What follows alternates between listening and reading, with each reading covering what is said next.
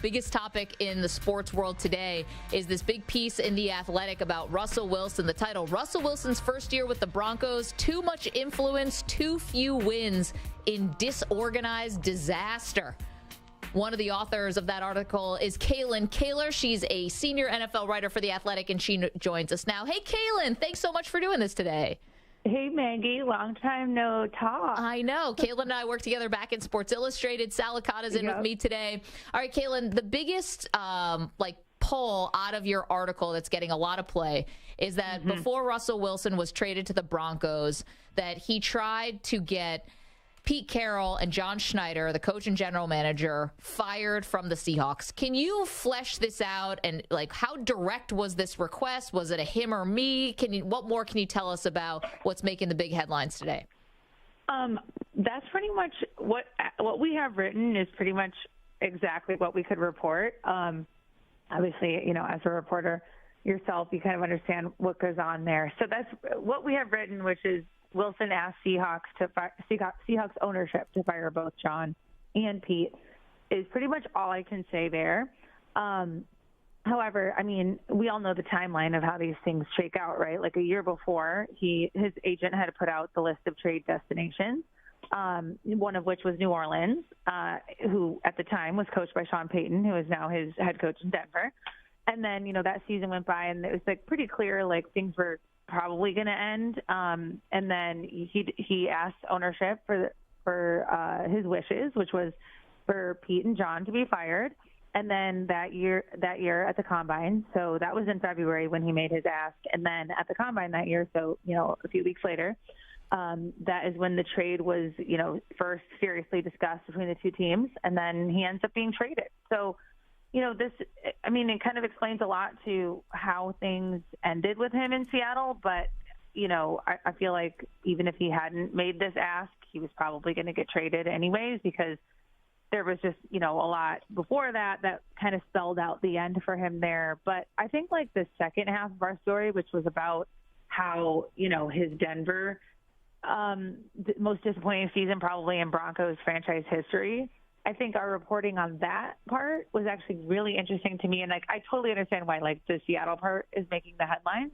But I think the part, that we reported about why things were so bad in Denver, which is, as one coach put it, Russell had too much influence, and that's because Hackett allowed him to have influence. I think that really says it all. He got what he didn't have and what he wanted in Seattle, he ended up getting in Denver. He had an office. He had his own support staff in the building most days of the week. They had pretty much unlimited access. His quarterback coach could not be in staff meetings or offensive meetings, but he was around. He was part of Russell's Tuesday meetings on the off days with just the offensive players. He was at practice all the time. Russell had a lot of input into his offense. We reported that he would present a list of plays to Coach Hackett, who would then sign off on those plays because he wanted to include a lot of what he did in Seattle into this offense in Denver. One coach told us he brought the entire no-huddle package to Denver, including the code words that they would use there. And, one interesting thing that we reported was that a Denver coach told us that Russell kept adding extra cadences to the offensive line in Denver. Yeah, Kalyn, I want to get into that in just a moment about what the influence and how that played out on the field. But just wrapping up the Seattle thing for 1 second. So sorry, Russell, I got on a roll. It's okay. We want you on a roll. Russell Wilson tweeted out today after the story was published, "I love Pete, and he was a father figure to me, and John believed in me and drafted me as well. I never wanted them fired. All any of us wanted was to win. I'll always have respect for them and love for Seattle." What's your response to that, Wilson saying he never wanted them fired? Well, what's interesting about that is obviously we went to his people, his agent, his representatives yesterday for comment about, this detail that we were reporting about him wanting Pete and John fired. And he didn't give us a comment. We didn't have a comment from him to include in our article when we went to publish this morning. And then I don't know what time he actually tweeted that. I'm not sure, as far as what time we published versus what time he put that out there. But as soon as he put that out there, we reflected that in our article, we added it. But, I think it's interesting that before publish, he did not give us a comment and he wanted to do it on his own Twitter instead, which I totally understand. So, I was expecting that comment today, because we saw, when was it, 2 weeks ago during Super Bowl week, there was that story about his charity that came out, and he did the same thing. He put out a video giving his side of the story after, no commenting for the actual story. So I guess my reaction is that I was not surprised by his tweet. Kalyn, how much of Russell Wilson's failures in year one were because of maybe teammates not respecting him or not liking him? I mean, you're doing the reporting. Maybe you could help me on this. I know you mentioned with Hackett, but what about the teammates? How did they feel about Russell Wilson? Was there a disconnect that led to maybe his poor play? I think there was certainly a disconnect, but actually, most of the players, I would say all of the players that we spoke to, and we spoke to more than 15 Broncos players, coaches, and staffers. So, nobody we spoke to said, oh, Russell's horrible, Russell is egotistical, Russell's a narcissist. None of that. None of the narrative that, we're used to seeing about Russell Wilson, from some of his former Seattle teammates. That was really not at all what was going on here. I think the disconnect with Russell and his teammates came specifically from, him having an office on the second floor of the building and him having his own staff. Several players we spoke to said how different that was. And they didn't necessarily mean different as in bad, but they just pointed out, we've never played with a quarterback who had 3 of his own staff members following him around in the building. And we've never played with a quarterback who had his office on the second floor. And multiple people pointed out to us. I mean, did they ever play with a quarterback who won a Super Bowl before? I mean, come on. I'm not saying it's normal, but, I mean, Russell Wilson is Russell Wilson. The guy won a Super Bowl. Right. Well, that's an interesting argument. It's Tom Brady had his body man in the building, although that didn't end well in New England when they ended up, kicking him out with his access, eventually there. So it is an interesting argument is okay, at some point, if you're good enough as a quarterback, do you earn that? And the Broncos felt that he did because George Payton, the general manager, and Coach Hackett both agreed, as soon as he was traded there, they had conversations okay, yeah, you can have your own workspace within the building. Yes, you can have your own staff.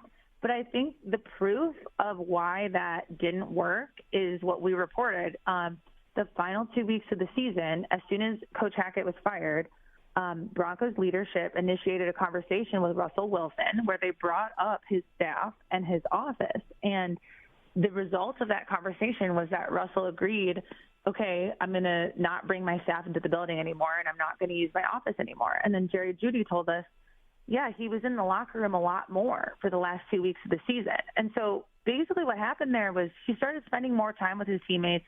He started, he basically got on the same level. He got out of his second floor office and started spending more time on the first floor locker room. And so just the fact that that was the result, because that meeting was to discuss, okay, what can we make changes to that, what wasn't working during the rest of the season that we can change now. And that was the result of that meeting. So I think that, sort of led to the disconnect there and put him on a different level than his teammates. But as far as the main reason why things weren't working is because Hackett allowed Russell to have too much control of the offense. And a lot of that, from our reporting, we learned that was probably rooted in Hackett's experience in Green Bay. He was on Matt LaFleur's first staff in Green Bay. And obviously that first year, implementing that offense with Aaron Rodgers was tough. It was a tough transition. And one coach told us that Hackett actually brought that up and in reference to why he wanted to allow, why he wanted to be accommodating to Russell and include Russell in the invention of the offense. And what we ended up seeing this season was that it was too much control to the quarterback. And that led to a lot of inconsistency. Things were changing from week to week, and there was a ton of confusion. Kalyn, did you find, what were there in your reporting?